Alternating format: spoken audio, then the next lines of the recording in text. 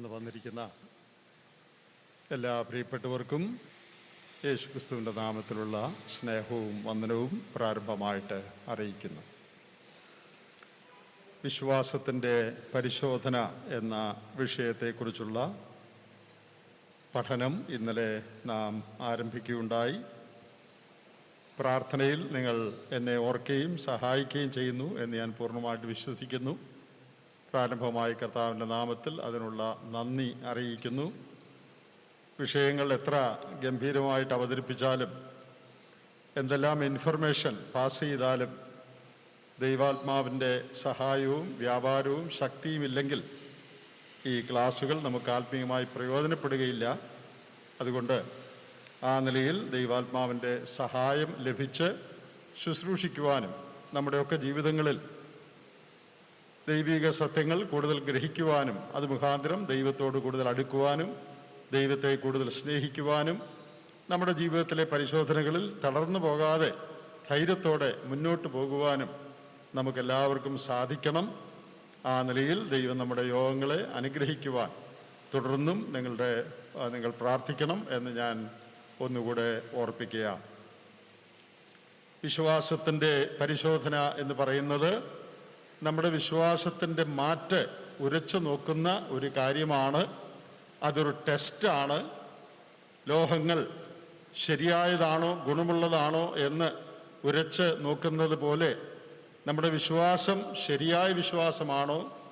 പത്രോസിൻ്റെ ലേഖനത്തിൽ പറയുന്നത് പോലെ ജെനുവിൻനെസ് ഓഫ് അവർ ഫെയ്ത്ത്, നമ്മുടെ വിശ്വാസത്തിൻ്റെ നിജസ്ഥിതി യാഥാർത്ഥ്യം അറിയുവാൻ ദൈവം അനുവദിക്കുന്ന ജീവിതത്തിലെ കഷ്ടങ്ങൾ, വിഷമങ്ങൾ, പ്രയാസങ്ങൾ, അതിൻ്റെ മധ്യത്തിൽ തളർന്നു പോകാതെ നാം കർത്താവിൽ തുടർന്നും ശരണപ്പെട്ട് മുന്നോട്ട് പോകണം എന്നുള്ളതാണ് ഈ ക്ലാസ്സുകളിൽ നാം പഠിക്കുന്ന ഏറ്റവും പ്രധാനപ്പെട്ട കാര്യം. പല തരത്തിലുള്ള പരിശോധനകളുണ്ട് എന്ന് ഇന്നലെ രാത്രി നാം ഓർത്തു. അതിൽ നമുക്ക് വരാൻ കഴിയുന്ന ഏറ്റവും പ്രയാസകരമായ ഒരു പരീക്ഷ നമ്മുടെ വിശ്വാസത്തെ ചോദ്യം ചെയ്യുന്ന നിലയിലുള്ള പരീക്ഷകളാണ് എന്ന് നാം ഓർത്തു. ആസാഫിൻ്റെ ജീവിതത്തിൽ 73-ാം സങ്കീർത്തനത്തിൽ അങ്ങനെ വലിയൊരു പരിശോധന തനിക്ക് നേരിട്ടതായിട്ടും അതിൻ്റെ ആദ്യ ഭാഗത്ത് താൻ വളരെ ചിന്താകുലപ്പെടുകയും എന്തുകൊണ്ടാണ് ദൈവം ഇങ്ങനെയൊക്കെ ചെയ്യുന്നത്? നീതിമാന്മാരായ ആളുകൾക്ക് വളരെ കഷ്ടമുള്ളപ്പോൾ അഭക്തരായ ആളുകളൊക്കെ സുഖമായിരിക്കുന്നല്ലോ, ദൈവഭക്തിയിൽ ജീവിക്കുന്നതുകൊണ്ട് പ്രയോജനമൊന്നുമില്ലേ, ഇതൊക്കെ വെറുതെയാണോ എന്ന് ചിന്തിച്ചു പോകുവാൻ ഇടയാവുകയും ചെയ്ത സാഹചര്യത്തെക്കുറിച്ചാണ് നാം ഇന്നലെ ചിന്തിച്ചത്. എന്നാൽ ആ സങ്കീർത്തനത്തിൻ്റെ 2-ാം പകുതിയിലേക്ക് വരുമ്പോൾ ദൈവസന്നിധിയിൽ അവൻ ചെല്ലുകയും ദൈവീകമായ കാഴ്ചപ്പാടിൽ കൂടെ കാര്യങ്ങളെ കാണുകയും ചെയ്തപ്പോൾ ദുഷ്ടന്മാരുടെ സമ്പൽ സമൃദ്ധിയും അവരുടെ ക്ഷേമവും കേവലം താൽക്കാലികമാണ്, ഈ ലോകത്തിൽ മാത്രമുള്ളതാണ്.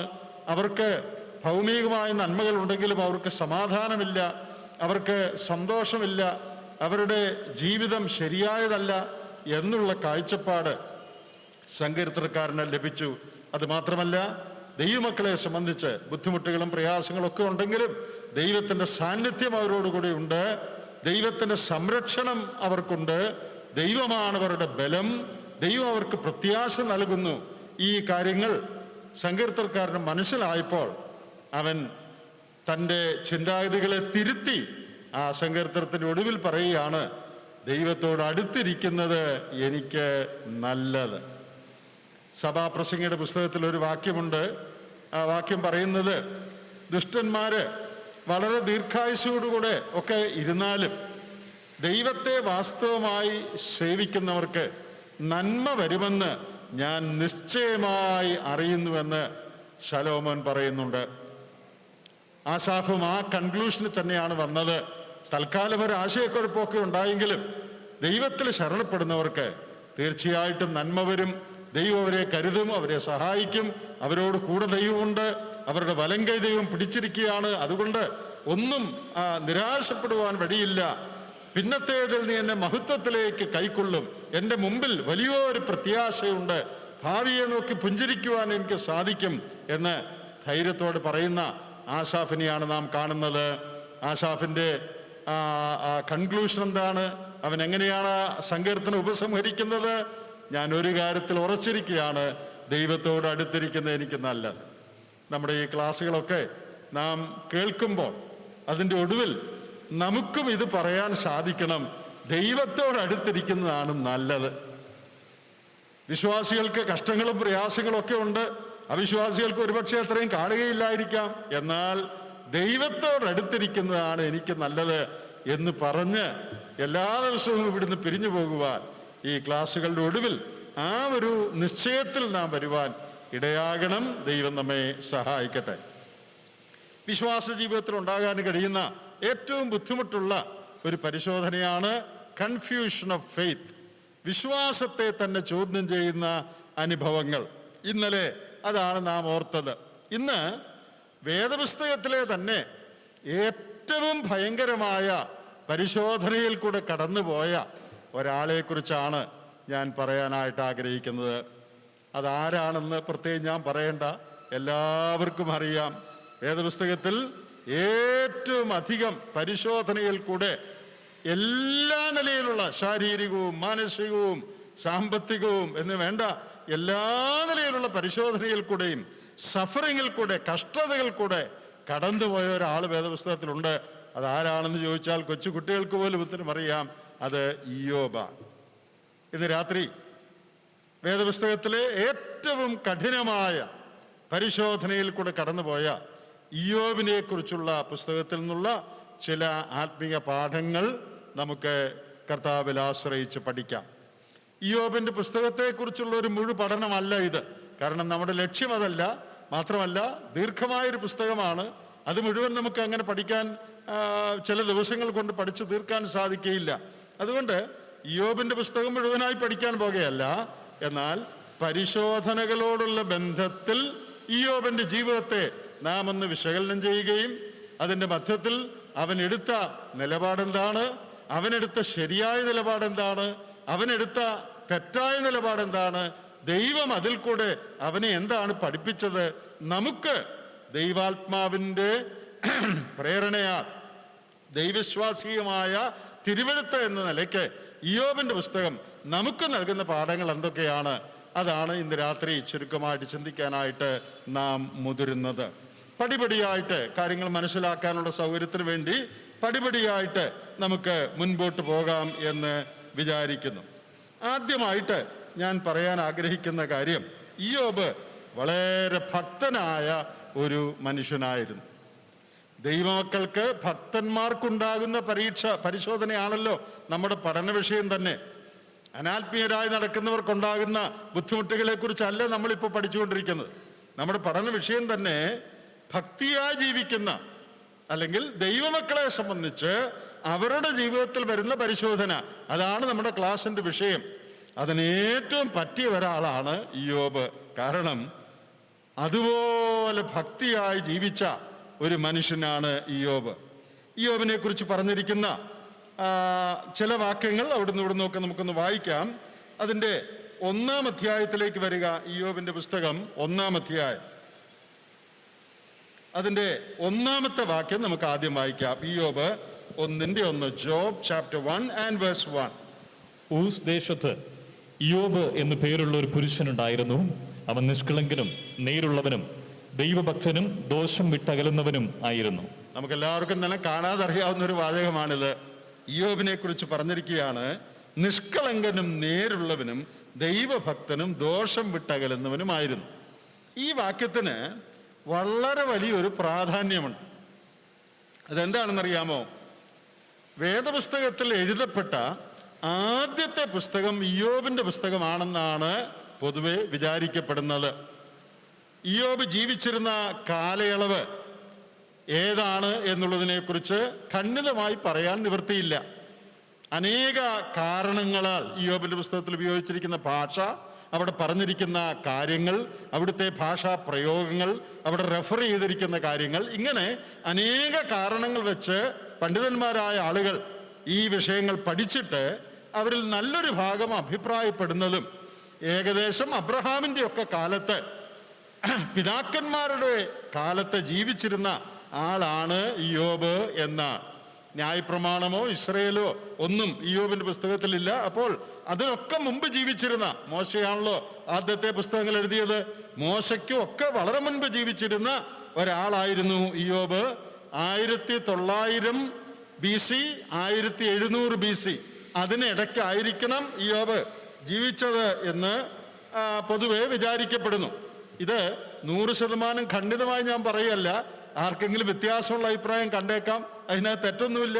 അങ്ങനെ ഉണ്ടെങ്കിൽ അങ്ങനെ ആയിക്കൊള്ളട്ടെ. എന്നാൽ അനേക കാരണങ്ങളാൽ പൊതുവെ അംഗീകരിക്കപ്പെടുന്ന ഒരു സത്യമാണ് ഇയ്യോബിന്റെ പുസ്തകം വേദപുസ്തകത്തിലെ ആദ്യത്തെ പുസ്തകമാണ്. ഉൽപ്പത്തി പുസ്തകം പോലും എഴുതുന്നതിന് മുൻപ് ആദ്യത്തെ 5 പുസ്തകങ്ങൾ എഴുതിയത് മോശയാണല്ലോ. മോശയൊക്കെ ഉണ്ടാകുന്നതിനൊക്കെ വളരെ നാളുകൾ മുമ്പ് ഉള്ള പുസ്തകമാണ്. അങ്ങനെയാണെങ്കിൽ ഇയ്യോബിന്റെ പുസ്തകമാണ് ആദ്യത്തെ പുസ്തകമെന്ന് നമുക്ക് ന്യായമായിട്ട് വിചാരിക്കാം. അങ്ങനെയാണെങ്കിൽ ഞാൻ പറയുന്നത് ശ്രദ്ധിക്കുക. ദൈവം തിരുവെഴുത്തുകൾ രേഖയാക്കി നമുക്ക് തന്നതാണല്ലോ 66 പുസ്തകങ്ങൾ. അതില് ആദ്യത്തെ പുസ്തകം ഇതാണ് എന്ന് വിചാരിക്കുക. അങ്ങനെയാണെങ്കിൽ ആദ്യമായി തിരുവെഴുത്ത് രേഖപ്പെടുത്തുവാൻ ദൈവത്തിൻ്റെ ആത്മാവ് തുടങ്ങുമ്പോൾ അവൻ്റെ ഒന്നാമത്തെ വാചകം എന്തിനെക്കുറിച്ചായിരുന്നു? ഒരു മനുഷ്യൻ്റെ സ്വഭാവത്തെക്കുറിച്ചായിരുന്നു. ഇത് എന്നെ വളരെയധികം ഗ്രസിച്ചിട്ടുള്ള ഒരു ചിന്തയാണ്. ദൈവം തിരുവെഴുത്തുകൾ എഴുതുവാൻ തുടങ്ങി. അതിലെ ആദ്യത്തെ വാചകം തന്നെ ഇതാണ്. ഒന്നാമത്തെ പുസ്തകമെങ്കിൽ ആദ്യത്തെ പുസ്തകത്തിലെ ആദ്യ വാചകം എന്തിനെക്കുറിച്ചാ?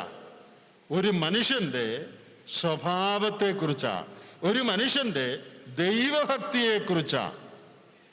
അത് പല ചിന്തകൾ നമ്മുടെ മനസ്സിൽ കൊണ്ടുവരുന്നുണ്ട്. അതെന്താണെന്നറിയാമോ? ദൈവം നമ്മിൽ നോക്കുന്ന ഏറ്റവും പ്രധാനപ്പെട്ട കാര്യം നമ്മുടെ സ്വഭാവം എങ്ങനെയുണ്ട് എന്നുള്ളതാണ്. ഇതെത്രയോ പ്രാധാന്യമേറിയ ഒരു വിഷയമാണ്. തിരുവെഴുത്തുകൾ രേഖപ്പെടുത്തുവാൻ തുടങ്ങുമ്പോൾ ആദ്യത്തെ വാചകം തന്നെ ഭക്തനായി ജീവിച്ച, ദോഷം വിട്ടകന്ന് ജീവിച്ച, നിഷ്കളങ്കനും നേരുള്ളവനുമായി ജീവിച്ച ഒരു മനുഷ്യന്റെ സ്വഭാവം, അതാണ് ദൈവാത്മാവിന് ആദ്യം രേഖപ്പെടുത്താനുള്ളത്. അത് നമ്മെ ചിന്തിപ്പിക്കേണ്ട ഒരു കാര്യമാണ്. അപ്പോ the first book in the Bible, if it is the first book, begins with the description of the character and the godliness of a man. അത് എത്രയോ വിലപ്പെട്ട ഒരു കാര്യമാണ്. ഇനി ഈ പറഞ്ഞിരിക്കുന്ന കാര്യം തന്നെ അതിൻ്റെ 8ാമത്തെ വാക്യത്തിൽ പറഞ്ഞിട്ടുണ്ട്. അത് വായിക്കണമെന്നില്ല, കാരണം ഇതിൻ്റെ ആവർത്തനമാണ്. അവിടെ പിശാചിനോട്, സാത്താനോട് ദൈവം പറയുന്നതാണ് അവൻ ദൈവഭക്തനും ദോഷം വിട്ടകലുന്നവനും ഒക്കെയാണ് എന്ന്. കൂടാതെ 2ാം അധ്യായത്തിലേക്ക് വരുമ്പോൾ അതിൻ്റെ അവിടെയും ഈ 1ാം അധ്യായത്തിൽ നാം 1ാം വാക്യത്തിൽ അത് വായിച്ചു.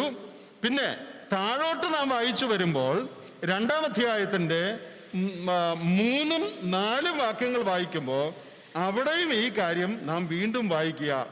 എന്താ? അവൻ നേരുള്ളവനും ദോഷം വിട്ടകലുന്നവനും ഒക്കെ ആയിരുന്നുവെന്ന് 2ന്റെ 3ാമത്തെ വാക്യത്തിൽ അതുണ്ട്. ഇനി 1ാം അധ്യായത്തിൽ തന്നെ 8ാം വാക്യത്തിൽ അത് പറഞ്ഞിട്ടുണ്ട്. അപ്പോ 1ാം അധ്യായത്തിന്റെ 1ാം വാക്യത്തിൽ പറഞ്ഞിട്ടുണ്ട്, 8ാം വാക്യത്തിൽ പറഞ്ഞിട്ടുണ്ട്, 2ന്റെ 3ാം വാക്യത്തിലും പറഞ്ഞിട്ടുണ്ട്. Chapter 1 verse 1, chapter 1 verse 8 and chapter 2 verse 3. 3 പ്രാവശ്യം ഒരേ കാര്യം പറഞ്ഞിട്ടുണ്ട്. എന്ത് കാര്യമാണ്? അവൻ നേരുള്ളവനും നിഷ്കളങ്കനും ദൈവഭക്തനും ദോഷം വിട്ട് അകലുന്നവനും ആയിരുന്നു. ഇനി മറ്റൊരു കാര്യം ഈ ഇയ്യോബിനെ കുറിച്ച് ശ്രദ്ധിക്കാനുള്ളത്, ഇയ്യോബ് എങ്ങനെയുള്ള മനുഷ്യനായിരുന്നു എന്ന് പറയുമ്പോഴാണ് ഇയ്യോബിനുണ്ടായ പരിശോധനയുടെ മഹത്വം അല്ലെങ്കിൽ വലിപ്പം നമുക്ക് ഗ്രഹിക്കാൻ കഴിയുന്നത്. അതുകൊണ്ടാണ് ഇയ്യോബിനെ കുറിച്ച് പ്രാരംഭമായി പറയുന്നത്. മറ്റൊരു കാര്യം, തിരുവെഴുത്തിൽ ദൈവവും സാത്താനും തമ്മിൽ സംഭാഷിക്കുന്ന വളരെ ചുരുക്കം വാക്യങ്ങളേ ഉള്ളൂ. ദൈവവും സാത്താനും തമ്മിൽ സംസാരിക്കുന്നതായി പറയുന്ന വളരെ കുറച്ച് വാക്യങ്ങളേ ഉള്ളൂ. ആ ഉള്ള വാക്യങ്ങളിൽ 2-3 വാക്യം, ചില വാക്യങ്ങൾ ഇവിടെയാണ്, ഇയ്യോബിന്റെ പുസ്തകത്തിലാണ്. ആ കൂടെ കുറച്ച് വാക്യമേ ഉള്ളൂ. അതിൽ പല വാക്യങ്ങളും ഇവിടെയാണ്. അവരുടെ സംസാര വിഷയം എന്താ? ശ്രദ്ധിക്കണേ, ചിന്തിക്കണേ. ദൈവവും സാത്താനുമായിട്ട് വളരെ കുറച്ചേ മിണ്ടുന്നതായിട്ട് വേദപുസ്തകത്തിലുള്ളൂ. ആ ഉള്ളതിൽ തന്നെ പല വാക്യങ്ങളിലെ വിഷയം എന്താ? ഒരു മനുഷ്യന്റെ സ്വഭാവം. അതാണ് വിഷയം. അവന്റെ സമ്പത്തല്ല വിഷയം, അവൻ എത്ര വലിയ വീട്ടിൽ താമസിക്കുന്നു എന്നുള്ളതല്ല വിഷയം, അവന്റെ ക്വാളിഫിക്കേഷൻ അല്ല വിഷയം. ദൈവവും സാത്താനുമായി സംഭാഷിക്കുന്ന പ്രധാന വിഷയം the character of a man. ഒരു മനുഷ്യന്റെ സ്വഭാവം അതെത്രയോ പ്രധാനപ്പെട്ടതാണ് ദൈവത്തിന്. ഈ ഇയ്യോബിന്റെ പുസ്തകം നമുക്ക് പരിചയമുണ്ടല്ലോ. അത് നമ്മെ ഓർപ്പിക്കുന്ന മറ്റൊരു കാര്യം കൂടെ ഉണ്ട്. സാത്താനും നോക്കിക്കൊണ്ടിരിക്കുന്നത് എന്താ? നമ്മുടെ സ്വഭാവം എങ്ങനെയുണ്ടെന്നാ. അടുത്തിടെ പുതിയ കാറ് വല്ലതും മേടിച്ചോ എന്നല്ല സാത്താൻ നോക്കുന്നത്. ഒരു വീടും കൂടെ പണിതോ അതല്ല സാത്താൻ അറിയേണ്ടത്. ശമ്പളം കുറച്ചുകൂടെ കൂട്ടിക്കിട്ടിയോ അതല്ല സാത്താൻ അറിയേണ്ടത്. സാത്താൻ അറിയേണ്ടത് നിന്റെ ജീവിതം എങ്ങനെയുണ്ടെന്നുള്ളതാ. വിശ്വാസികളായ നമുക്കൊക്കെ തന്നെ വളരെ പ്രധാനപ്പെട്ട വിഷയങ്ങളൊക്കെ വേറെ പലതുമാണ്.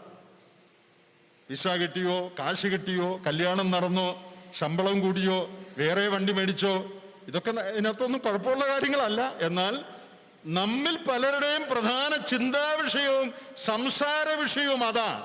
എന്നാൽ എൻ്റെ പ്രിയ സഹോദരങ്ങളെ, പിശാചിന്റെ സംസാര വിഷയം അതല്ല. നീ വീട് മാറിയോ എന്നുള്ളതല്ല അവൻ അറിയേണ്ടത്. അവൻ അറിയേണ്ടത് ദൈവമുൻപാകെ നിന്റെ ജീവിതം ശരിയാണോ, നേരായി നീ നടക്കുന്നുണ്ടോ, നിഷ്കളങ്കനായി നീ നടക്കുന്നുണ്ടോ, നീ ദൈവഭക്തനാണോ. അതാണ് പിശാചിന് അറിയേണ്ടത്. അപ്പോൾ നമ്മുടെ സ്വഭാവത്തിന്റെ, നമ്മുടെ ദൈവഭക്തിയുടെ പ്രാധാന്യം എത്ര വലുതാണ് എന്ന് ഈ വാക്യങ്ങൾ നമ്മെ ഓർപ്പിക്കുക. അപ്പോൾ നാം പറഞ്ഞു വന്നത് ഇയ്യോബിന്റെ പരിശോധനയെ കുറിച്ചാണല്ലോ നമ്മൾ പറയുന്നത്. ഒന്നാമത്, ഇയ്യോബ് പരമഭക്തനായ ഒരു മനുഷ്യനായിരുന്നു. അവനെ പോലെ ലോകത്തിൽ വേറൊരാളുണ്ടായിരുന്നില്ല എന്നാണ് ദൈവം സാക്ഷ്യം പറയുന്നത്. നമുക്കറിയാം, 2-3 സാക്ഷികളുടെ വാമൊഴിയാൽ ഏത് കാര്യവും ഉറപ്പിക്കാമെന്നൊരു പ്രമാണമുണ്ട്. ഇയ്യോബിന്റെ ഭക്തിയെക്കുറിച്ച് ആരൊക്കെയാണ് സാക്ഷ്യം പറയുന്നത് നോക്കുക. ആദ്യമായിട്ട് ഇപ്പം നമ്മൾ വായിച്ചു, അത് ദൈവം പറയുന്ന സാക്ഷ്യമാണ്. ദൈവം പറയുന്ന സാക്ഷ്യമാണ്. പിന്നെ പിശാചിന്റെ സാക്ഷ്യം. താഴോട്ട് നമ്മൾ എല്ലാ വാക്യങ്ങളും വായിക്കണ്ട, നിങ്ങൾക്കറിയാമല്ലോ. താഴോട്ട് നമ്മൾ വായിച്ച് വരുമ്പോൾ ഇയ്യോബിനെ കുറിച്ച് ദൈവം പിശാചിനോട് അവൻ നേരുള്ളവനാണ്, ഭക്തനാണ് എന്ന് ഒക്കെ, അവനെ പോലെ വേറെ ആരുമില്ല എന്നൊക്കെ പറയുമ്പോൾ, 2-ാം അധ്യായം നോക്കുക. അങ്ങനെ പറയുമ്പോൾ, എൻ്റെ ദാസനായ ഇയ്യോബിന്റെ മേൽ നീ ദൃഷ്ടി വെച്ചുവോ എന്നൊക്കെ പറയുമ്പോൾ ഇയ്യോബ് പറയുന്ന മറുപടി ശ്രദ്ധിക്കണം. എന്താ ഇയ്യോബ് പറഞ്ഞേ? ഓ, അവനീ പറയുന്ന പോലെ ഭക്തനൊന്നുമല്ല, ദൈവം ചുമ്മാ പറയുന്ന എന്നാണോ പറഞ്ഞേ? എന്നല്ല പറഞ്ഞത്. അവൻ പറഞ്ഞ മറുപടി എന്താ? വെറുതെ ആണോ അവൻ ദൈവഭക്തനായിരിക്കുന്നത്? അപ്പൊ അവനും ഒരു കാര്യം കൺഫേം ചെയ്തു. എന്താ? ഭക്തനാണെന്നുള്ളത് പിശാചും സമ്മതിച്ചു. അതിന് കാരണം വേറെയാണെന്ന് പറയുന്നുണ്ട്. നീ അവന് പല നന്മകൾ കൊടുത്തുകൊണ്ടാണ് അവനിങ്ങനെ അവന്റെ ഭക്തി മുറുകെ പിടിച്ചുകൊണ്ടിരിക്കുന്നത്. വെറുതെയല്ല. അതിൻ്റെ 2-ാം അധ്യായത്തിൻ്റെ 4-ാം വാക്യമൊക്കെ നിങ്ങൾ വായിച്ചു നോക്കിയാൽ അവിടെ അത് എഴുതിയിട്ടുണ്ട്. നീ അവൻ്റെ അസ്ഥിയും മാംസവും ഒന്ന് തൊട്ടാൽ അവൻ നിന്നെ ത്യജിച്ച് പറയും എന്നൊക്കെ പറയുന്നുണ്ട്. അതിൻ്റെ 1-ാം അധ്യായത്തിൻ്റെ 13-ാം വാക്യത്തിലും പറയുന്നുണ്ട്, 10-ാം വാക്യത്തിൽ പറയുന്നുണ്ട്, നീ അവന് ചുറ്റും വേലി കെട്ടിയിട്ട് ഉണ്ടല്ലോ, അതുകൊണ്ടാണ് അവൻ ഭക്തനായിരിക്കുന്നത്. അപ്പോ പിശാച് എന്താ പറയുന്നത്? സാത്താൻ എന്താ പറയുന്നത്?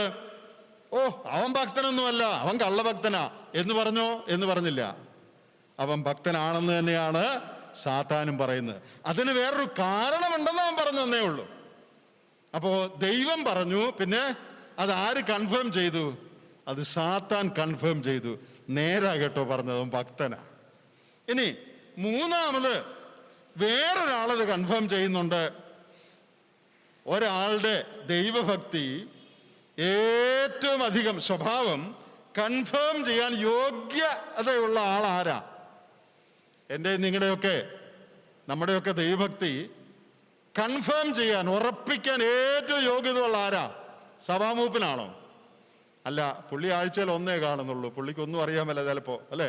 കുറച്ച് നേരത്തെ കാര്യം അറിയാവുള്ളൂ. നമ്മുടെ ഭക്തി ഏറ്റവും ആത്മാർത്ഥമായി കൺഫേം ചെയ്യാൻ കഴിയുന്ന ഒരാളുണ്ട്. അത് നമ്മുടെ ഭാര്യ, അല്ലെങ്കിൽ നിങ്ങളുടെ ഭർത്താവാ. ഇയ്യോബിന്റെ ഭാര്യ എന്താ പറയുന്നതെന്ന് നോക്കിക്കേ.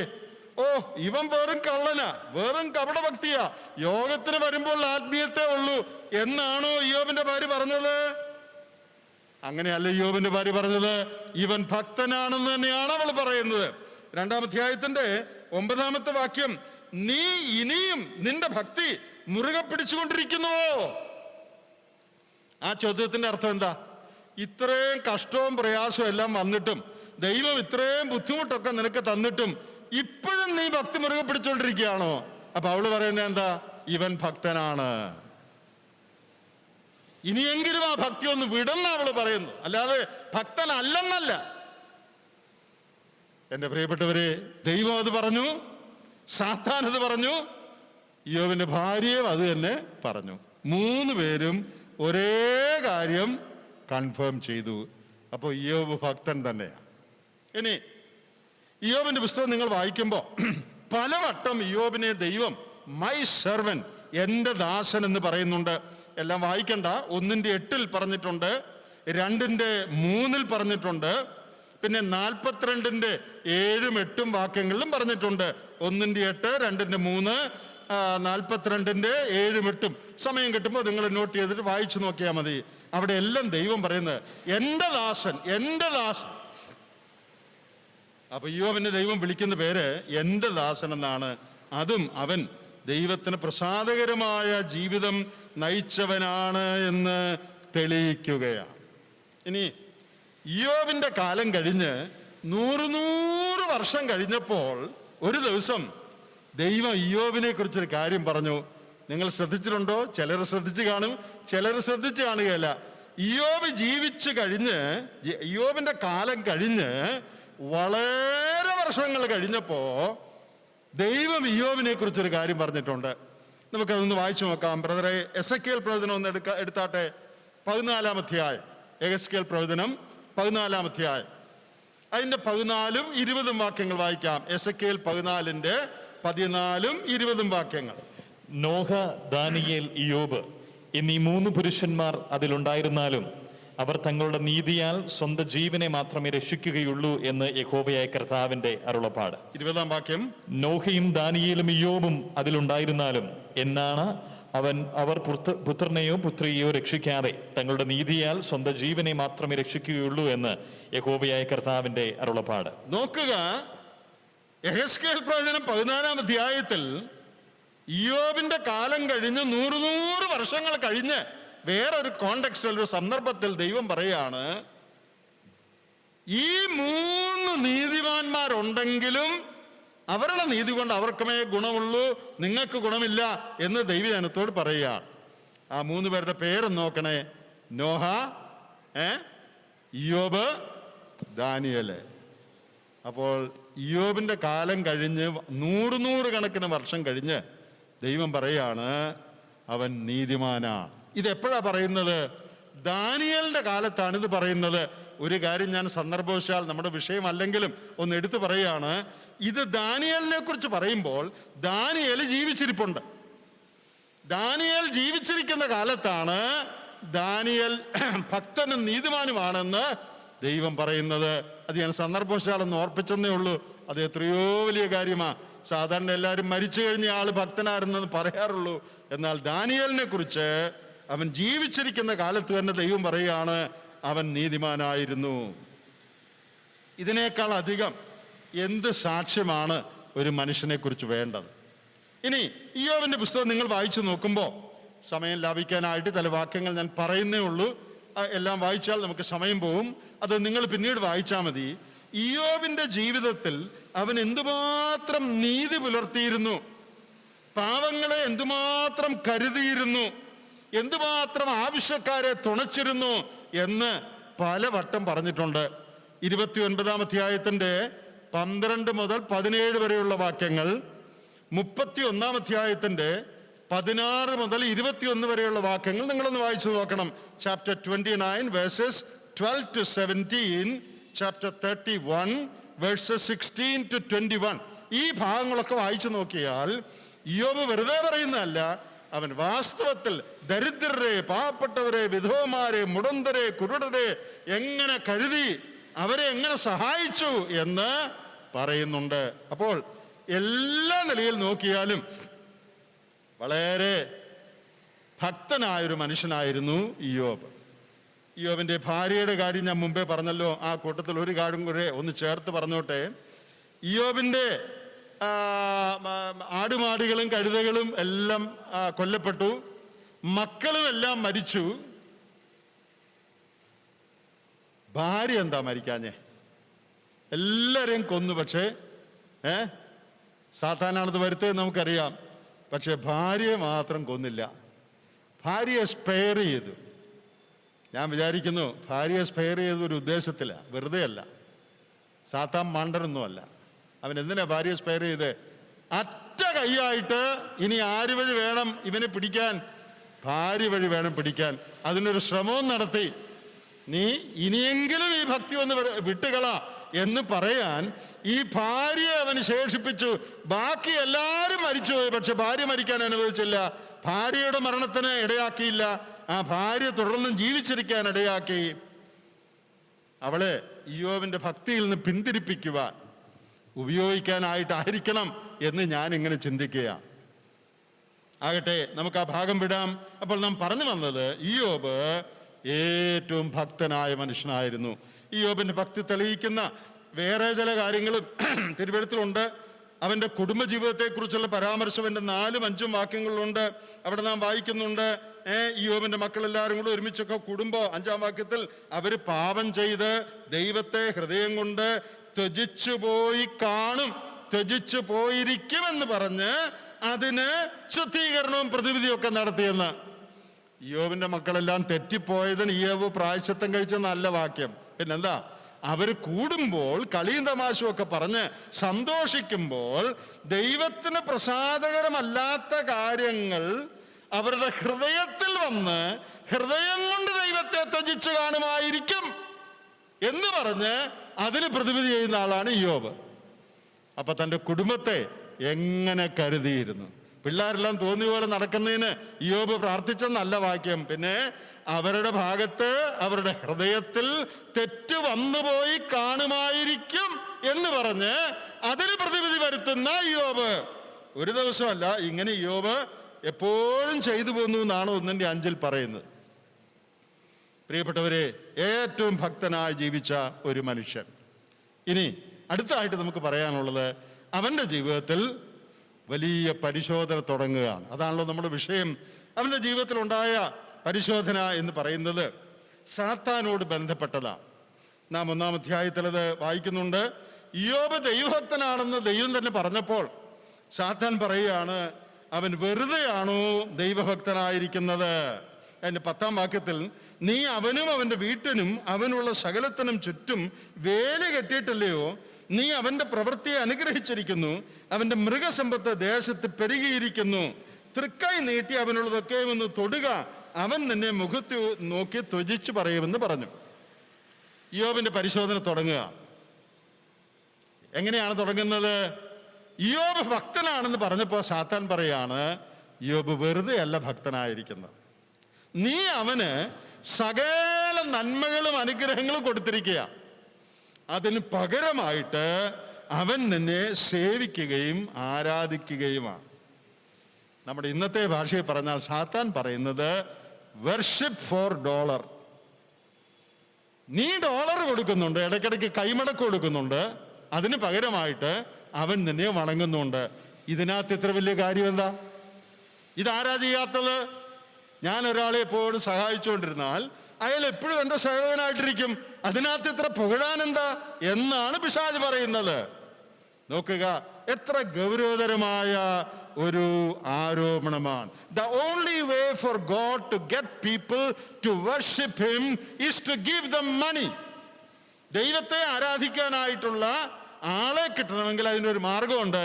അവർക്ക് പണവും സൗകര്യവും കൊടുക്കുക. അപ്പൊ അവർ തിരിച്ചു നിന്നെ ആരാധിച്ചോളും. ദൈവത്തിനെതിരെ വലിയ ഒരു ആരോപണമാണ് സാത്താൻ ഉന്നയിക്കുന്നത്. നമുക്കറിയാം, സാത്താന് ആരാധനയിൽ വളരെ ഇൻട്രസ്റ്റ് ഉള്ളയാളാണ്. പണ്ട് മുതലേ ആരാധിക്കപ്പെടണമെന്ന് ആഗ്രഹമുള്ളവനാ. അതുകൊണ്ട് ദൈവത്തിന് ആരാധന ലഭിക്കുന്നത് അവൻ ഒട്ടും സഹിച്ചുകൂടാ. എല്ലാവരും തന്നെ ആരാധിക്കുന്നവരായി തീരണമെന്നാണ് അവൻ്റെ ആഗ്രഹം. ഇയ്യോബിന്റെ ആരാധനയ്ക്ക് അല്ലെങ്കിൽ ദൈവസേവയ്ക്ക് അവനൊരു കാരണം കണ്ടുപിടിച്ചിരിക്കുകയാണ്. ഇതുകൊണ്ടാണ് അവൻ തന്നെ സേവിക്കുന്നത്. ഇതിനിടയ്ക്ക് നിർത്തി ഒരു കാര്യം ഞാൻ നമ്മോട് തന്നെ ഒന്ന് ചോദിക്കട്ടെ. നാം ദൈവത്തെ സേവിക്കുന്നത് ഇതുകൊണ്ടാണോ?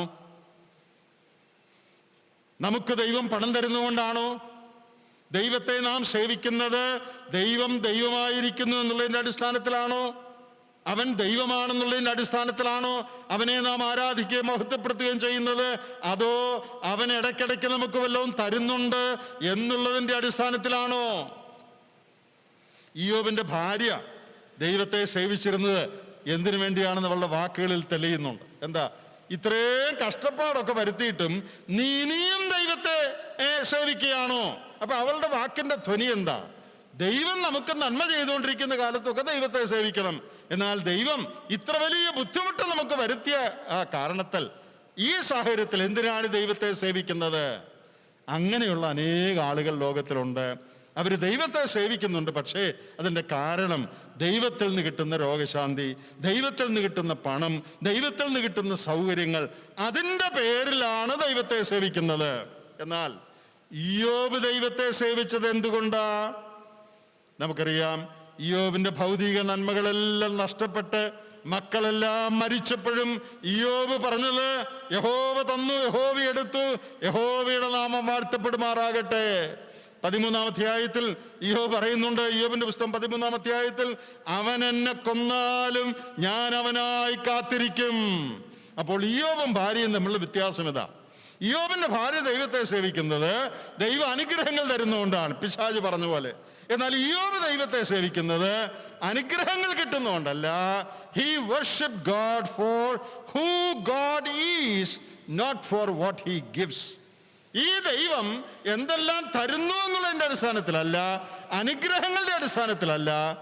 ദൈവം ദൈവമായിരിക്കുന്നുകൊണ്ട് സകല സ്തുതിക്കും സ്തോത്രത്തിനും ബഹുമാനത്തിനും യോഗ്യനായി, അഖിലാണ്ടത്തിന്റെ ഉടയവനായി, എൻ്റെ സൃഷ്ടാവായി, എനിക്ക് ജീവനിശ്വാസവും തന്നവനായി, എൻ്റെ സകല എൻ്റെ നിലനിൽപ്പിന് തന്നെ കാരണക്കാരനായിരിക്കുന്നവൻ ദൈവമാണ്. ഞാൻ അതുകൊണ്ടാണ് അവനെ സേവിക്കേണ്ടത്, അല്ലാതെ അവൻ ഭൗമിക നന്മകൾ തരുന്നത് കൊണ്ടല്ല. ഇയ്യോബിന്റെ പരിശോധന ആരംഭിക്കുകയാണ്. സാത്താൻ പറഞ്ഞു, ഇവനും നീയും ഇയ്യോബും തമ്മിൽ ഒരു കോൺട്രാക്ട് സൈൻ ചെയ്തിരിക്കുക. ദൈവവും ഇയ്യോബും തമ്മിൽ ഒരു കോൺട്രാക്ട് സൈൻ ചെയ്തിരിക്കുക. എന്താ കോൺട്രാക്ട്? ഞാൻ നിനക്ക് പണം തരാം, നീ എനിക്ക് ആരാധന തരണം. ആട്ടെ, രണ്ടുപേരും ഒപ്പിട്ട് സമ്മതിച്ചു. ഇതാരാ ചെയ്യാത്തത്? ഇതെല്ലാവരും ചെയ്യും. ഇതാണ് സാത്താൻ പറയുന്നത്. ഈ ശോധനകൾ ദൈവം അനുവദിച്ചത് എന്തിനാണ്? ഇയ്യോബിന്റെ ശോധനകൾ എന്തിനാ അനുവദിച്ചതെന്നുള്ളതിൻ്റെ ഏറ്റവും കീ ആയിട്ടുള്ള കാര്യമാണിത്. എന്തിനാണത്? ഇയ്യോബ് എന്നെ സേവിക്കുന്നത് അവന് ലഭിക്കുന്ന നന്മകൾ നിമിത്തമല്ല.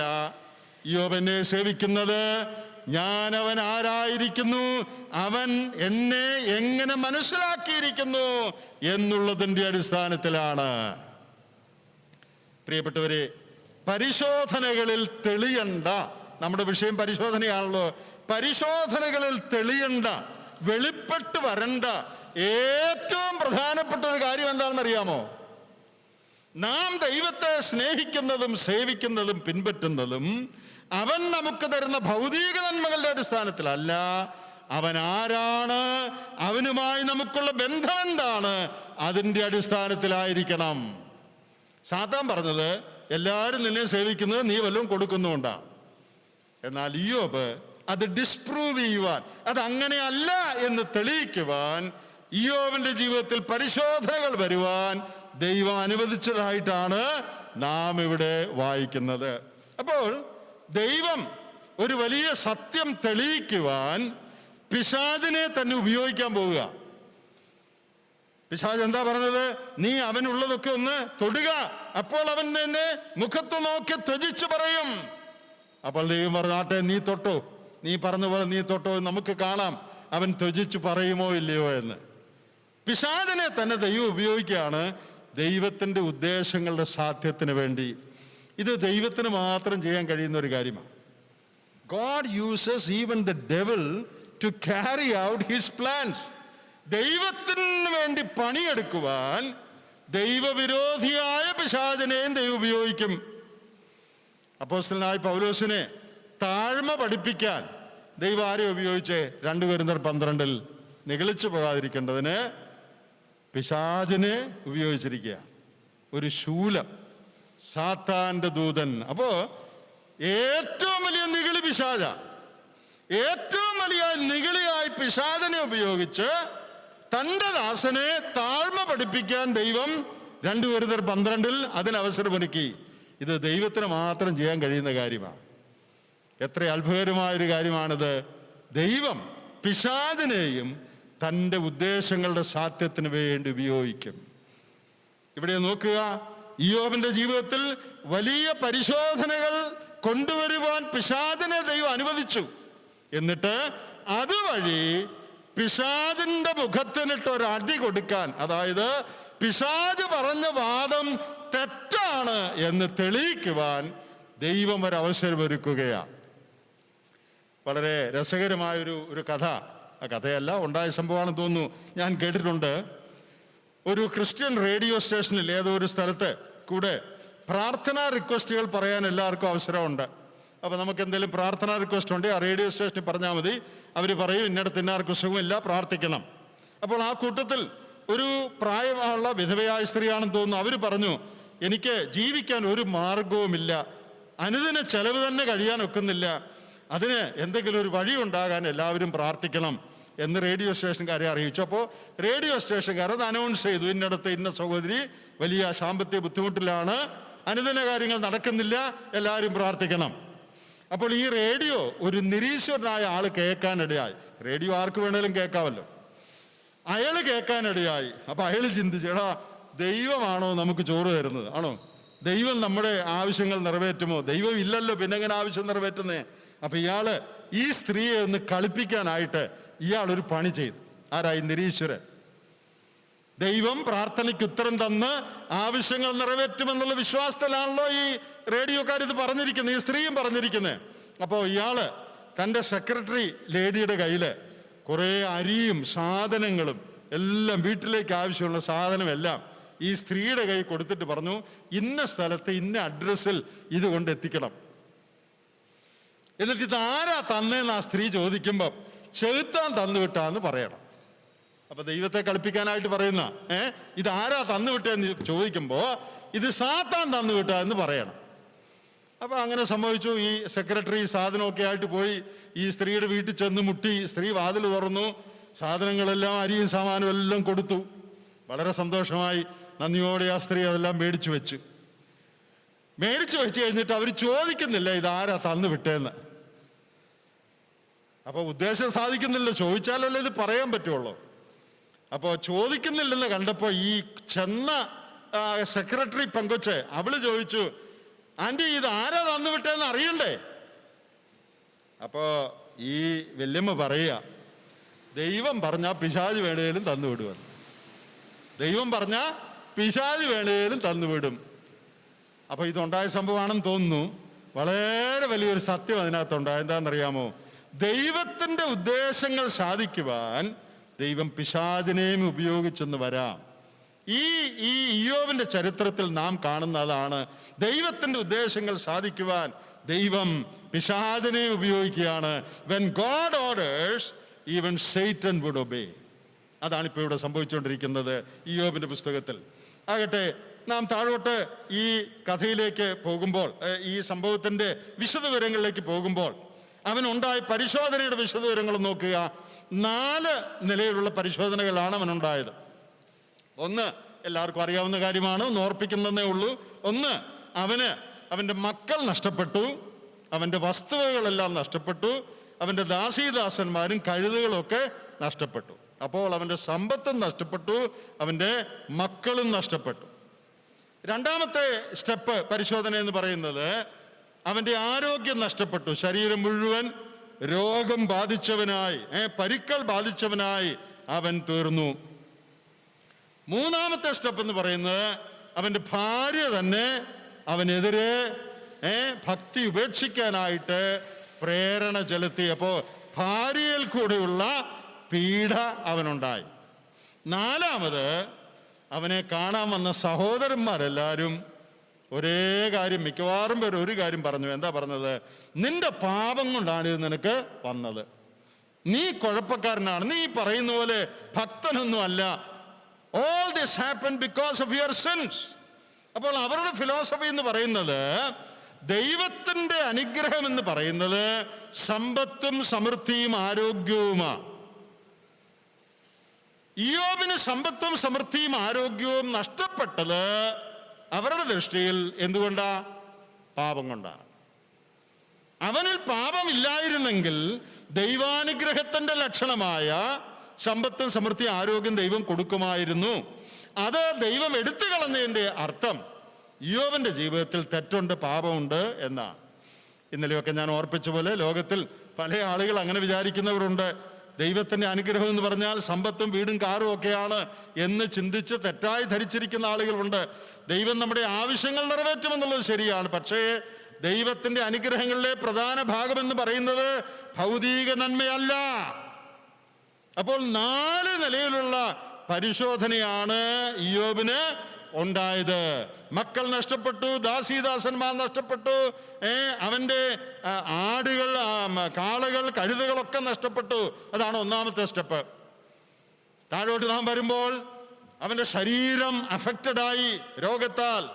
മൂന്നാമത്, അവൻ്റെ ഭാര്യ തന്നെ അവനെതിരായി. നാലാമത്, അവിടെ വന്ന കൂട്ടുകാര് ആശ്വസിപ്പിക്കാൻ വന്ന അവര്, പക്ഷേ ആശ്വസിപ്പിക്കാൻ വന്നവരെല്ലാം കുറ്റം പറയാൻ തുടങ്ങി. നിന്റെ ഭാഗത്ത് തെറ്റുണ്ട്, നീ കുഴപ്പക്കാരനാണ്, അല്ലെങ്കിൽ ദൈവം നിനക്കിങ്ങനെ വരുത്തുകയില്ലല്ലോ, ദൈവം അനുഗ്രഹിക്കുന്നവരുടെ മേൽ ദൈവത്തിന്റെ ആനുകൂല്യം ദൈവം ചൊരിയുമല്ലോ, ദൈവം നിന്നെ ആ നിലയിൽ അനുഗ്രഹിക്കുന്നില്ലെങ്കിൽ അതിൻ്റെ അർത്ഥം നീ കുഴപ്പക്കാരനാണ് എന്നാണ്.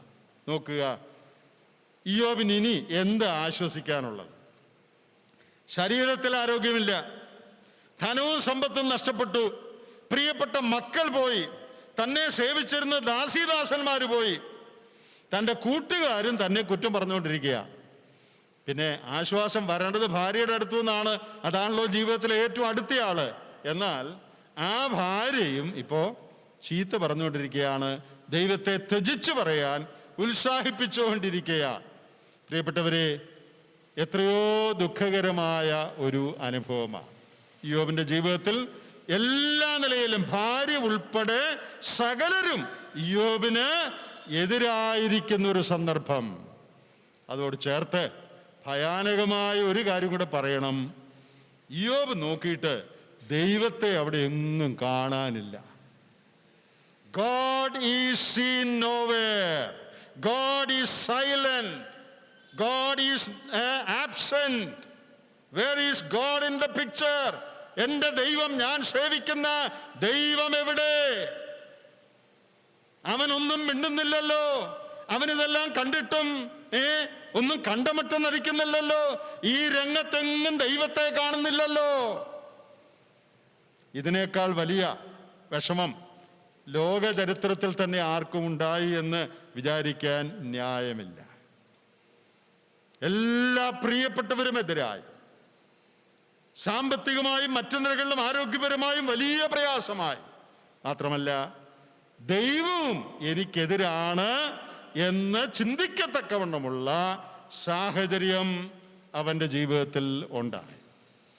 ഇയ്യോബിനുണ്ടായ അതികഠിനമായ പരിശോധന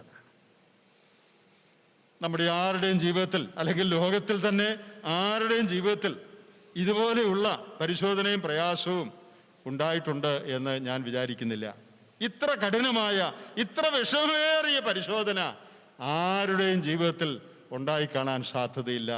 അത്രയ്ക്ക് വലിയ പരിശോധനയാണ് ഭക്തനായ ഇയ്യോബിന്റെ ജീവിതത്തിൽ ഉണ്ടായത്.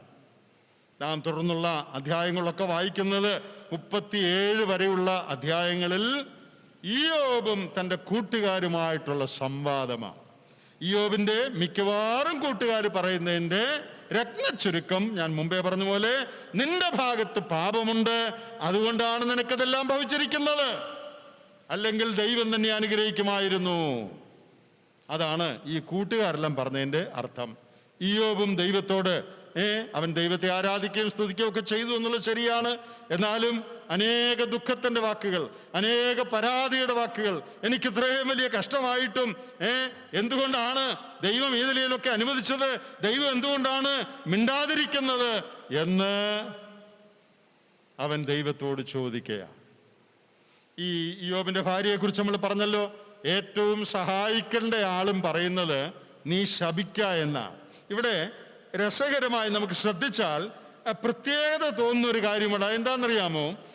സാത്താൻ പറയുന്ന അതേ കാര്യമാണ് അവളും പറയുന്നത്. നിങ്ങളത് ശ്രദ്ധിച്ചേ. 1-ാം അധ്യായത്തിന്റെ 11-ാം വാക്യത്തിൽ സാത്താൻ എന്താ പറയുന്നത്? തൃക്കൈ നീട്ടി അവനുള്ളതൊക്കെയും ഒന്ന് തൊടുക, അവൻ നിന്നെ മുഖത്ത് നോക്കി ത്യജിച്ചു പറയും. ഹി വിൽ കേഴ്സ് യു, അവൻ നിന്നെ ശപിക്കും. അതാണ് സാത്താൻ പറയുന്നത്. ഇനി അതിന്റെ 2-ാം അധ്യായത്തിന്റെ 5-ാം വാക്യം നോക്കിയേ, അവൻ നിന്നെ മുഖത്ത് നോക്കി ത്യജിച്ചു പറയും. ഇതാരുടെ വാചകമാ? സാത്താന്റെ വാചകമാ. ഇനി അതിന്റെ 2:9 ഒന്ന് വായിച്ചേ, ദൈവത്തെ ത്യജിച്ച് പറഞ്ഞ് മരിച്ചു കളക. അതാരുടെ വാചകമാ? ഈ വാചകം നമ്മൾ നേരത്തെ എങ്ങാണ്ട് കേട്ടിട്ടുണ്ടല്ലോ, ദൈവത്തെ ത്യജിച്ച് പറയുക എന്നുള്ളത്. അതാര് പറഞ്ഞതാ? 2 വട്ടം പിശാച് പറഞ്ഞതാ, ദൈവത്തെ ത്യജിക്കുക, ദൈവത്തെ ത്യജിക്കുക. 3-ാം വട്ടം അത് ഏറ്റു പറയുന്ന ആരാ? ഇയ്യോബിന്റെ ഭാര്യ. അപ്പോൾ നോക്കുക, തൻ്റെ ഏറ്റവും അടുത്ത ആളും പിശാചിന്റെ പക്ഷം ചേർന്നിരിക്കുക. തനിക്കെതിരെ പരിശോധന അഴിച്ചുവിട്ട, കഷ്ടം അഴിച്ചുവിട്ട പിശാചിന്റെ ഭാഗം ചേർന്നിരിക്കുകയാണ് തൻ്റെ സ്വന്തം ഭാര്യ. പിശാച് പറയുന്നതിന് അവളും പറയാ. പിശാച് എന്താ പറയുന്നത്? ത്യജിച്ചു പറയും, ത്യജിച്ചു പറയും. അവൾ എന്താ പറയുന്നത്? നീ തൊഴിച്ചു പറ, നീ ത്യജിച്ചു പറ. അപ്പോൾ ഏറ്റവും വലിയ വൈഷമ്യത്തിൽ അവൻ ആയിരിക്കുക. നമുക്കിത് മുഴുവൻ ചിന്തിക്കാനായിട്ട് സാവകാശമില്ലല്ലോ. 37 അധ്യായങ്ങൾ, നീണ്ട അധ്യായങ്ങൾ. അതിൽ അനേക രസകരമായ കാര്യങ്ങളുണ്ട്, അനേക ദുഃഖകരമായ കാര്യങ്ങളുണ്ട്, ശരിയായ പല കാര്യങ്ങളുണ്ട്, തെറ്റായ പല കാര്യങ്ങളുമുണ്ട്. ഇയ്യോബും സ്നേഹിതരും തമ്മിലുള്ള വാദപ്രതിവാദവും സംവാദവുമാണ് 37 വരെയുള്ള അധ്യായങ്ങളിൽ. ദൈവമേ, എനിക്ക് ഇങ്ങനെ വരുവാനുള്ള കാരണമെന്ത്? നീ എന്നോട് പറയുകയില്ലയോ? നാം വേഗത്തിൽ അധ്യായങ്ങൾ കൂടെ മുമ്പോട്ട് പോകുമ്പോൾ 38-ാം അധ്യായം വന്നപ്പോൾ ഇതെല്ലാം പറഞ്ഞു കഴിഞ്ഞപ്പോൾ അനന്തരം യഹോവ 1-ാം വാക്യം, ചുഴലിക്കാറ്റിൽ നിന്ന് ഇയ്യോബിനോട് അരുളി ചെയ്തത് എന്തെന്നാൽ. 2-3 വാക്യങ്ങൾ ഒന്ന് വായിച്ച ബ്രദറെ. 2-3 വാക്യങ്ങൾ 38-ന്റെ 2-3. അറിവില്ലാത്ത വാക്കുകളാൽ ആലോചനയെ ഇരുളാക്കുന്നവരിവനാര്? നീ പുരുഷനെ പോലെ അര മുറുക്കിക്കൊള്ളുക. ഞാൻ നിന്നോട് ചോദിക്കും, എന്നോട് ഉത്തരം പറയുക. ഇവിടെ ഇയ്യോബ് ദൈവത്തോട് ചോദിച്ചുകൊണ്ടിരുന്ന ചില ചോദ്യങ്ങളുണ്ട്. ഇയ്യോബിനോട് ഒത്തിരി കാര്യം അവൻ ചോദിച്ചു.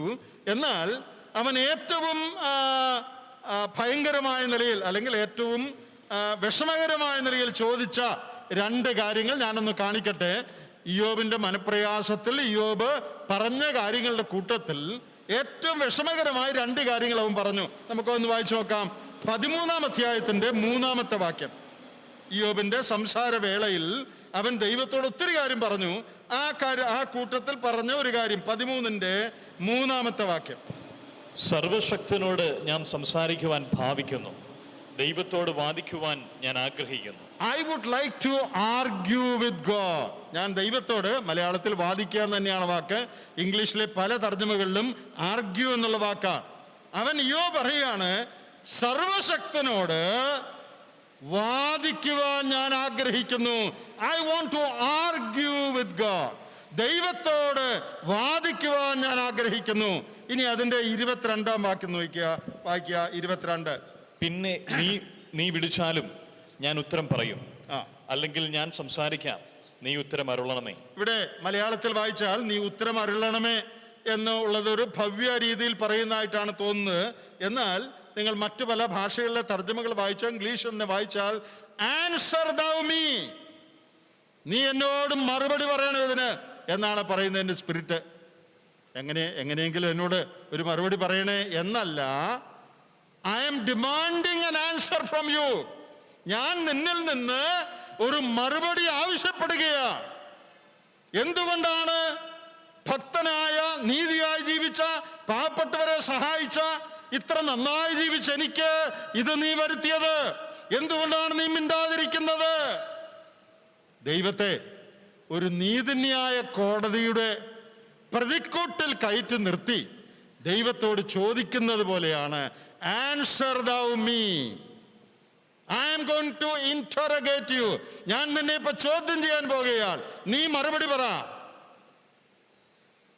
ഇയ്യോബിന്റെ വിഷമം കൊണ്ട് പറഞ്ഞതാണ് അതൊക്കെ. എന്നാലും ഒരു വലിയ സത്യം ഇവിടെ നാം ഓർത്തിരിക്കേണ്ടത് ആവശ്യമാണ്.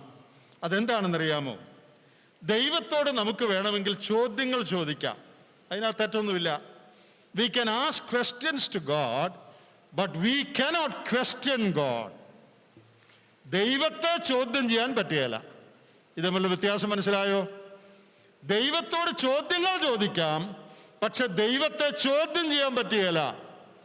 ദൈവത്തോട് ചോദ്യങ്ങൾ ചോദിക്കുക എന്ന് പറഞ്ഞാൽ ഉത്തരം കിട്ടാനായിട്ട്, അറിയാനായിട്ട് ദൈവത്തോട് ചോദിക്കുന്ന കാര്യമാണ്. എന്നാൽ ദൈവത്തെ ചോദ്യം ചെയ്യുക എന്ന് പറഞ്ഞാൽ we are demanding an answer from God. ദൈവത്തിൽ നിന്ന് ഒരു മറുപടി നാം ആവശ്യപ്പെടുകയാണ്.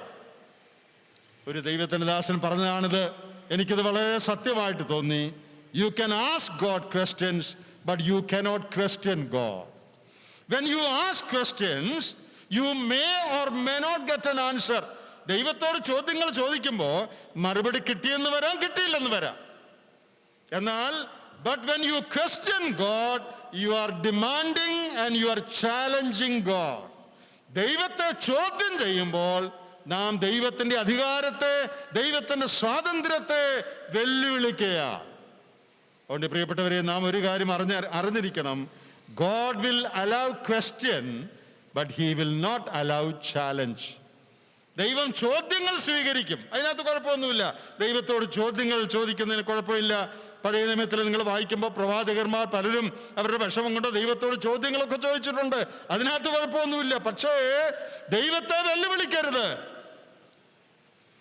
ഞാൻ പറയുന്ന കോടതിയിൽ, ഞാൻ പറയുന്ന സമയത്ത് പ്രതിക്കൂട്ടിൽ കയറി നിന്ന് എൻ്റെ ചോദ്യങ്ങൾക്ക് മറുപടി പറയുവാൻ ആവശ്യമുള്ളവനല്ല സർവശക്തനായ ദൈവം. ഇയ്യോബിന്റെ പരിശോധനയിൽ നാം പഠിക്കുന്ന, അല്ലെങ്കിൽ ഇയ്യോബിനോട് ദൈവം പറയാൻ ആഗ്രഹിച്ച ഏറ്റവും വലിയൊരു സത്യം അതാണ്. നിനക്ക് ചോദ്യങ്ങൾ ചോദിക്കാം, പക്ഷേ അതിന് ഞാൻ മറുപടി പറഞ്ഞെന്നിരിക്കും, പറഞ്ഞില്ലെന്നിരിക്കും. ചില കാര്യങ്ങൾ ഞാൻ മറച്ചു വെച്ചെന്നിരിക്കും. അത് നീ അറിയാൻ ആഗ്രഹിച്ചാലും ഒരുപക്ഷെ നിന്നോട് പറഞ്ഞില്ലെന്നിരിക്കും. എന്നാൽ കോടതിയിൽ പ്രതിക്കൂട്ടിൽ കയറി എന്നെ ചോദ്യം ചെയ്യാൻ കഴിയുകയില്ല. എൻ്റെ പ്രവൃത്തികൾക്ക് കാരണം ചോദിക്കാൻ കഴിയുകയില്ല. I am sovereign God. ഞാൻ സർവത്തിൻ്റെയും മീതെ അധിപനായ ദൈവമാണ്. ഇയ്യോബിന്റെ മനപ്രയാസത്തിൽ ഇയ്യോബ് അങ്ങനെയൊക്കെ പറഞ്ഞുപോയി. ദൈവം അതിന് മറുപടി പറയുന്ന ഭാഗത്തേക്ക് നാം വരികയാണ്. അതായത് ഇയ്യോബിന്റെ ഈ മനപ്രയാസത്തിനും ചോദ്യങ്ങൾക്കൊക്കെ മറുപടി പറയുന്ന ഭാഗം അതാണ്. 38 നമ്മൾ വായിച്ചല്ലോ. നീ പുരുഷനെ പോലെ അരമുറുക്കിക്കൊള്ളുക. ഇത്രയും നേരം 37 അധ്യായം ഇവര് തമ്മിൽ അങ്ങോട്ടും ഇങ്ങോട്ടും സംസാരിക്കുക. ഒടുവിൽ ദൈവം പറയാണ്, നൗ ജോബ് ഗെറ്റ് റെഡി. യോബ്, ഇപ്പോൾ നീ റെഡി ആയിക്കൊള്ളുക, ഞാൻ നിന്നോട് സംസാരിക്കാൻ പോവുക. ഇത്രയും നേരം നീ എന്നോട് എന്താ സംസാരിക്കാത്തത്? നീ എവിടെ പോയി? ഞാൻ നിന്നെ അവിടെ അന്വേഷിച്ച് അവിടെ കണ്ടില്ല, ഇവിടെ തേടി ഇവിടെ ഇല്ല. നീ എൻ്റെ വാക്ക് കേൾക്കുന്നില്ലേ? എന്താ മിണ്ടാത്തത്? ഇങ്ങനെ അനേക കാര്യങ്ങളെയോ പറഞ്ഞു. അതിൻ്റെ ഒടുവിൽ ദൈവം പറയാണ്, ഞാൻ നിന്നോട് സംസാരിക്കാൻ വരികയാണ്. You get ready. നീ പുരുഷനെ പോലെ അരമുറുക്കിക്കൊള്ളുക. നാം അപ്പോ ഇവിടെ ന്യായമായിട്ട് പ്രതീക്ഷിക്കുന്ന എന്താ? ദൈവം ഇപ്പം വന്ന് ഇയ്യോബിനോട് എന്തുകൊണ്ടാണ് ഈ വിഷമങ്ങൾ ഉണ്ടായതെന്ന് പറയും എന്നല്ലേ ന്യായമായിട്ട് ആരും പ്രതീക്ഷിക്കുന്നത്? ഇങ്ങനെ നിന്നെ കഷ്ടപ്പെടുത്താനൊന്നും അല്ല ഇത് അനുവദിച്ചത്. സാത്താൻ വന്ന് ഇങ്ങനെ ഒരു വെല്ലുവിളി ഉയർത്തി. അവൻ്റെ വെല്ലുവിളി തെറ്റാണ്. എന്നെ എല്ലാവരും സേവിക്കുന്നത് പണത്തിന് വേണ്ടിയല്ല, എന്നോടുള്ള ഭക്തി നിമിത്തമാണ് എന്ന് തെളിയിക്കാൻ നിന്റെ ജീവിതത്തിൽ ഞാനിത് അനുവദിച്ചെന്നേ ഉള്ളൂ. അതുകൊണ്ട് നീ മനപ്രയാസപ്പെടണ്ട എന്ന് ദൈവം പറയുമെന്നല്ലേ നമ്മൾ വിചാരിക്കുന്നത്. അങ്ങനല്ലേ ന്യായമായിട്ട് പറയേണ്ടത്. എന്നാൽ നിങ്ങൾ ശ്രദ്ധിക്കണേ, 38 അധ്യായത്തിൻ്റെ 4 വാക്യം മുതൽ 38 അധ്യായത്തിൻ്റെ 4 വാക്യം മുതൽ ദൈവം 41 അധ്യായത്തിൻ്റെ 14 വാക്യം വരെ, 41ൻ്റെ 14 വരെ 83 ചോദ്യം ചോദിച്ചു ഇയ്യോബിനോട്. God asked him 83 questions. 83 ചോദ്യം ദൈവം ഇയ്യോബിനോട് ചോദിക്കുക. നിങ്ങൾ ചിന്തിച്ചു നോക്കിക്കേ, മക്കളെല്ലാം നഷ്ടപ്പെട്ടു, ദാസീദാസന്മാരെല്ലാം പോയി, കഴുതയെല്ലാം ചത്തു, ശരീരത്തിലെല്ലാം ചൊറി പിടിച്ച് ഓട്ടുകഷ്ണം കൂടെ ചരണ്ടിക്കൊണ്ടിരിക്കുകയാണ്, ആവക്കൂടെ മനപ്രയാസത്തിലാണ്, ഭാര്യയും ചീത്ത പറഞ്ഞുകൊണ്ട് ഒരു വശത്തുണ്ട്, കരഞ്ഞിരിക്കുന്ന ഒരാള്, പരിശോധനയിൽ കൂടെ കടന്നു പോകുന്ന ഒരാള്. അയാളോട് എന്താ പറയണ്ടേ? ഭൂമിക്ക് അടിസ്ഥാനം ഇട്ടപ്പോൾ നീ എവിടെയായിരുന്നു, അങ്ങനെയാണോ പറയണ്ടേ? ആണോ? കരഞ്ഞിരിക്കുന്ന ഒരാളോട് ദൈവം ചോദിക്കുക, ഭൂമിക്ക് ഞാൻ അടിസ്ഥാനം ഇട്ടപ്പോൾ നീ എവിടെ ആയിരുന്നെന്ന്. അയ്യോ, ഇതെന്തോ ഒരു ചോദ്യമായത്. പിന്നെ 83 ചോദ്യം. ഈ 83 ചോദ്യവും പഠിക്കാൻ നല്ല ഇൻട്രസ്റ്റിംഗ് ആയിട്ടുള്ള ചോദ്യങ്ങളാണ്. ഈ ചോദ്യങ്ങളെക്കുറിച്ച് ഒരു ധാരണ ലഭിക്കാൻ ഞാൻ ഒരു ചെറിയ വിവരണം പറയട്ടെ. ഈ ചോദ്യങ്ങളിൽ 38ൻ്റെ 4 മുതൽ ഉള്ള വാക്യങ്ങളിൽ അധോലോകം, അതായത് വേൾഡ് ബിലോ, താഴത്തെ ലോകത്തെക്കുറിച്ചുള്ള ചോദ്യങ്ങളാണ്. അതിൻ്റെ 8 മുതൽ 11 വരെ കടലിനെ കുറിച്ചുള്ള ചോദ്യമാണ്, സമുദ്രം. 12 മുതൽ 15 വരെ സൂര്യോദയത്തെക്കുറിച്ചാണ് ചോദ്യം. 16 മുതൽ 18 വരെ ഭൂമിയുടെയും കടലിൻ്റെയും വിസ്താരത്തെക്കുറിച്ചാണ് ചോദ്യം. അപ്പോൾ 38ൻ്റെ 18 വരെ താഴത്തെ ലോകം, വേൾഡ് ബിലോ, അതിനെക്കുറിച്ചാണ് ചോദ്യങ്ങൾ. ഇനി 19 മുതൽ താഴോട്ട് പിന്നെ മുകളിലത്തെ ലോകത്തെക്കുറിച്ചുള്ള ചോദ്യങ്ങളാണ്. അതായത് മഴയെക്കുറിച്ച്, മഞ്ഞിനെക്കുറിച്ച്, രാശിചക്രങ്ങളെക്കുറിച്ച് ഒക്കെയാണ് പിന്നെയുള്ള ചോദ്യങ്ങൾ. ദ വേൾഡ് അബവ്, മുകളിലത്തെ ലോകത്തെക്കുറിച്ചുള്ള ചോദ്യങ്ങൾ. 39 മുതൽ 41 വരെ ആനിമൽ വേൾഡിനെ കുറിച്ചുള്ള ചോദ്യങ്ങളാണ്. അതായത് മൃഗജാലങ്ങളെ കുറിച്ച് ഉള്ള ചോദ്യങ്ങളാണ്. ഈ 39 അധ്യായത്തിലേക്ക് നിങ്ങൾ വരുമ്പോൾ അതിൻ്റെ ആ താഴോട്ട് നിങ്ങൾ വായിച്ചു നോക്കുമ്പോൾ 6 മാമൽസിനെ കുറിച്ച്, 6 മൃഗങ്ങളെ കുറിച്ചും 4 പക്ഷികളെ കുറിച്ചും അവിടെ ചോദിക്കുന്നുണ്ട്. കാട്ടുകാളയുടെ കാര്യം, കഴുതയുടെ കാര്യം, പരുന്തിൻ്റെ കാര്യം, അങ്ങനെ വേണ്ട, കഴുകൻ്റെ കാര്യം. 6 മാമൽസിനെ കുറിച്ചും 4 ബേർഡ്സിനെ കുറിച്ചും ഈ ഭാഗത്ത് ചോദിക്കുന്നുണ്ട്. അപ്പോൾ 38, 39 ഈ അധ്യായങ്ങളിൽ ഈ അഖിലാണ്ടത്തിലെ മുകളിലത്തെ ലോകം, കീഴെയുള്ള ലോകം, പിന്നെ ജന്തുജാലങ്ങളുടെ ലോകം, പക്ഷികളുടെ ലോകം, നിങ്ങൾ പിന്നെ വായിച്ചു നോക്കിയാൽ മതി. അതിനെക്കുറിച്ചെല്ലാം ചോദ്യങ്ങൾ ചോദിക്കുകയാണ്. ഭൂമിയെക്കുറിച്ചും ആകാശത്തെക്കുറിച്ചും മൃഗങ്ങളെക്കുറിച്ചും പക്ഷികളെക്കുറിച്ചൊക്കെ 83 ചോദ്യങ്ങൾ അവൻ ചോദിച്ചു. ഈ ചോദ്യങ്ങൾ വളരെ രസകരമായ ചോദ്യങ്ങളാണ്. ഈ ചോദ്യങ്ങൾക്കെല്ലാം ഒരു അർത്ഥമുണ്ട്. അതെല്ലാം വിവരിക്കാൻ സമയമില്ല. ഞാനിതിൻ്റെ ഈ ചോദ്യങ്ങളുടെ പ്രത്യേകത മനസ്സിലാക്കാനായിട്ട് ഒരു കാര്യം മാത്രം ഒന്ന് പറയട്ടെ. 39 അധ്യായത്തിൻ്റെ 1-ാം വാക്യം ഒന്ന് വായിച്ചേ. 39ൻ്റെ 1-ാമത്തെ വാക്യം. പാറയിലെ കാട്ടാടുകളുടെ പ്രസവകാലം നിനക്കറിയാമോ? മാൻപേടകളുടെ ഈറ്റുനോവ് നീ കാണുമോ? ഈ ചോദ്യത്തിൻ്റെ ഒരു പ്രത്യേകതയുണ്ട്. എന്താണെന്നറിയാമോ? പാറയിലെ കാട്ടാടുകൾ എന്ന് പറയുന്നത് ഐബെക്സ് എന്ന് പറയുന്ന ഒരു ജീവിയാണ്. ഐബെക്സ്. ഈ ഐബെക്സിൻ്റെ പ്രസവകാലം നിനക്കറിയാമോ? ആ ചോദ്യത്തിനൊരു വലിയ അർത്ഥമുണ്ട്. അതെന്താണെന്നറിയാമോ? ഈ മലകളിലെ, പർവ്വതങ്ങളിലെ ഗുഹകളിൽ അല്ലെങ്കിൽ പാറ ഇടുക്കുകളിൽ താമസിക്കുന്നതായ ഒരു മൃഗമാണ് ഇത്.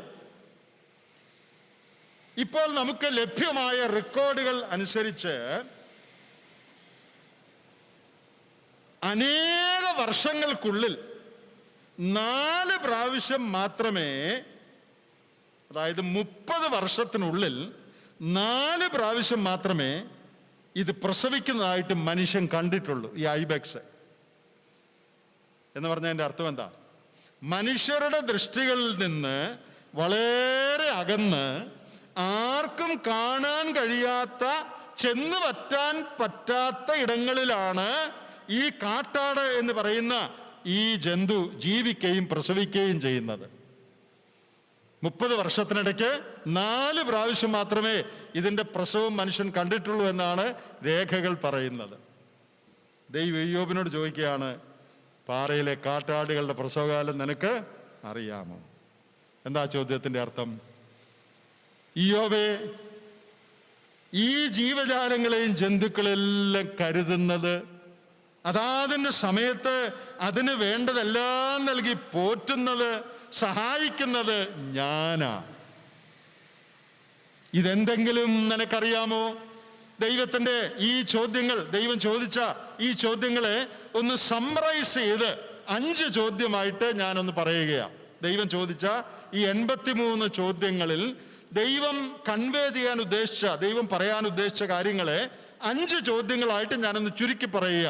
ഒന്നാമത്തെ ചോദ്യം, ഈ സൃഷ്ടി ലോകത്തെ നിനക്ക് മനസ്സിലാക്കാൻ കഴിയുന്നില്ലെങ്കിൽ, ഞാൻ സൃഷ്ടിച്ച ഈ ലോകത്തെ നിനക്ക് മനസ്സിലാക്കാൻ കഴിയുന്നില്ലെങ്കിൽ എൻ്റെ ആത്മീക പ്രമാണങ്ങളെ നിനക്ക് എങ്ങനെ മനസ്സിലാക്കാൻ കഴിയും?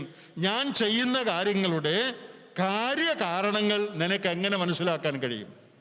If you can't understand the wonders in creation, how can you understand the spiritual realities? ഞാൻ ചെയ്യുന്ന പ്രവർത്തനങ്ങളുടെ കാര്യകാരണങ്ങൾ നിനക്ക് എങ്ങനെ അറിയാൻ കഴിയും?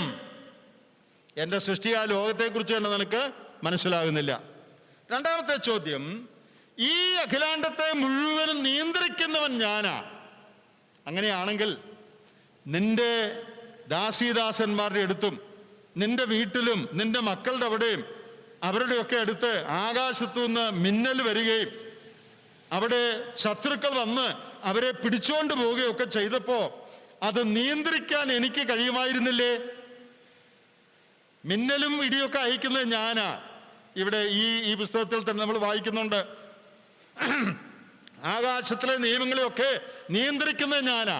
അങ്ങനെയാണെങ്കിൽ നിന്റെ ഭവനത്തിൽ സംഭവിച്ച ആ ദുരന്തം സ്റ്റോപ്പ് ചെയ്യാൻ, നിയന്ത്രിക്കാൻ, ശത്രുക്കൾ നിന്നെ വന്ന് ആക്രമിക്കുന്നതും ആകാശത്തും തീ ഇറങ്ങുന്നതും ഒക്കെ സ്റ്റോപ്പ് ചെയ്യാനായിട്ട് എനിക്ക് സാധിക്കുമായിരുന്നില്ലേ? മൂന്നാമത്തെ ചോദ്യം, ഞാൻ ഉണ്ടാക്കിയ മൃഗങ്ങളുടെ മുമ്പിൽ നിനക്ക് നിൽക്കാൻ പറ്റുന്നില്ലെങ്കിൽ എൻ്റെ മുമ്പിൽ നീ എങ്ങനെ നിൽക്കും? നിങ്ങൾ 41 അധ്യായത്തിൻ്റെ 9 മുതൽ 11 വരെ ഒന്ന് വായിച്ചേ. 41-ന്റെ 9 മുതൽ 11 വരെ. അവൻ്റെ ആശയ്ക്ക് ഭംഗം വരുന്നു, അതിനെ കാണുമ്പോൾ തന്നെ അവൻ വീണുപോകുമല്ലോ. അതിനെ ഇളക്കുവാൻ തക്ക ശൂരനില്ല, പിന്നെ എന്നോട് എതിർത്ത് നിൽക്കുന്നവൻ ആര്? ഞാൻ മടക്കി കൊടുക്കേണ്ടതിന് എനിക്ക് മുൻപ് കൂട്ടി തന്നതാര്? ആകാശത്തിൻ കീഴുള്ളതൊക്കെയും എന്റേതല്ലയോ? മതി. അതിന്റെ 41 മുതൽ മഹാനക്രം ലവ്യാഥാനെ കുറിച്ചാണ് പറയുന്നത്, വലിയ ഒരു ജീവിയെ കുറിച്ചാ. അതിന്റെ വിശദീകരണം പറഞ്ഞിട്ട് ദൈവം ചോദിക്കുകയാണ്, ഒരു മനുഷ്യനും അതിനോട് എതിർത്ത് നിൽക്കാൻ കഴിയുകയില്ല എന്ന് പറഞ്ഞാൽ, ഞാൻ ഉണ്ടാക്കിയ ഒരു മൃഗത്തിനെതിരെ നിനക്ക് നിൽക്കാൻ കഴിയുന്നില്ലെങ്കിൽ എനിക്കെതിരെ നീ എങ്ങനെ നിൽക്കും? നാലാമത്തെ ചോദ്യം, ഞാൻ ഉണ്ടാക്കിയ സകല മൃഗങ്ങളെയും പക്ഷികളെയും ഞാൻ കരുതുന്നെങ്കിൽ, കാട്ടാടുകളുടെ പ്രസവം എടുക്കുന്നത് ഞാനാണ്, മാൻപേടകളെ പ്രസവിക്കുമാറാക്കുന്നത് ഞാനാണ്, പക്ഷികൾക്ക്, കരയുന്ന കാക്കക്കുഞ്ഞുങ്ങൾക്ക് തക്ക സമയത്ത് ആഹാരം കൊടുക്കുന്നത് ഞാനാണ്. അങ്ങനെയാണെങ്കിൽ എൻ്റെ സൃഷ്ടിയുടെ മകുടമായ മനുഷ്യനെ ഞാൻ കരുതുകയില്ലയോ? അവനോടുള്ള എൻ്റെ ഏർപ്പാടുകളിൽ തെറ്റ് വരുമോ? യോബിന്റെ സംസാരത്തിൽ ദൈവത്തിനവൻ തെറ്റാരോപിച്ച് സംസാരിച്ചു. എന്തുകൊണ്ടാണ് ദൈവം ഇങ്ങനെയൊക്കെ ചെയ്യുന്നത്?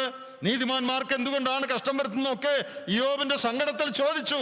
ദൈവം പറയുകയാണ്, ഈ അഖിലാണ്ടത്തിലെ സകല പക്ഷികളെയും മൃഗങ്ങളെയും അവയുടെ പ്രസവം എടുക്കുകയും അവരുടെ കാര്യമെല്ലാം നോക്കി ഞാൻ നടത്തുകയും ചെയ്യുന്നെങ്കിൽ സൃഷ്ടിയുടെ മകുടമായ മനുഷ്യന്റെ കാര്യത്തിൽ ഞാൻ ശ്രദ്ധയുള്ളവനായിരിക്കയില്ലയോ?